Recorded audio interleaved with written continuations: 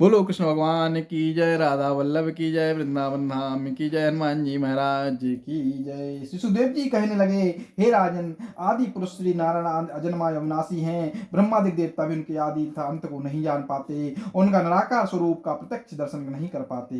जब जब उनके भक्तों पर संकट पड़ता है, तब तब वे भक्तों की रक्षा करने के निमित्त सगुण स्वरूप धारण करके संसार में अपना एक नाम प्रचलित कर देते हैं। उसी प्रकार अपने भक्त गजेंद्र की प्राण रक्षा करने के निमित्त प्रभु ने श्री हरि नाम से अवतार धारण किया था।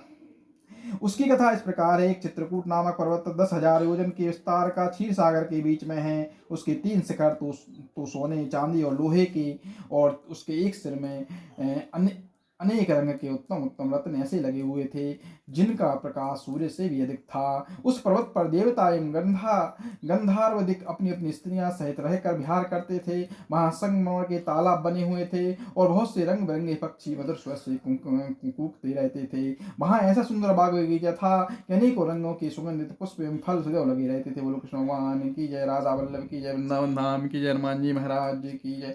उनको देखते ही सबका मन मोहित हो जाता था।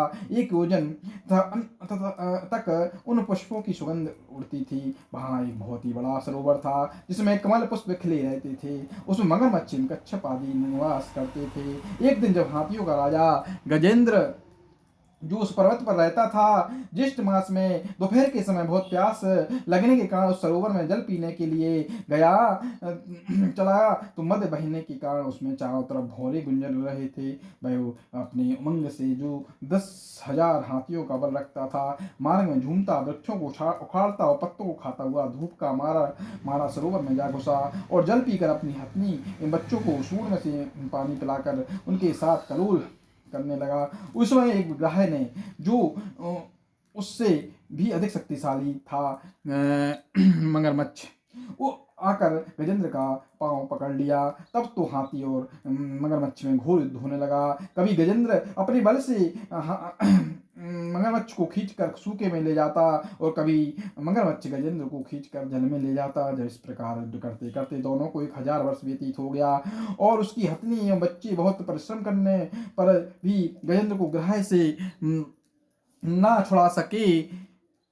तब अधीर होकर उन्होंने जान लिया कि अब गजेंद्र जीवित नहीं रह सकता। बोलो कृष्ण भगवान की जय, राधा वल्लभ की जय, वृंदावन धाम की जय, हनुमान जी महाराज की जय। इसलिए इसके साथ हम लोग व्यर्थ ही अपने प्राणों को क्यों गंवाएं, ऐसा सोचकर गजेंद्र को अकेला छोड़कर वे सब वन को चले गए।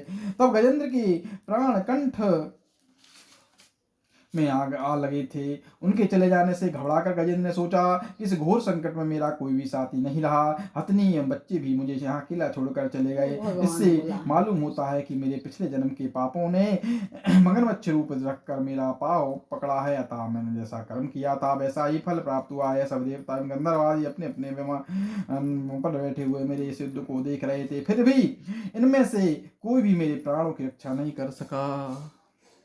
इसलिए मुझे यह उचित है कि अब मैं पर ब्रह्म श्री नारायण जी के शरण में जाऊं, जो कि काल के भी काल है, तभी मेरे प्राण बच सकते हैं। यह सोचकर गजेंद्र श्री नारायण जी के चरण नौका स्मरण कपट हृदय से एकाग्रचित होकर करने लगा। बोलो कृष्ण भगवान की जय, राधा वल्लभ की जय, वृंदावन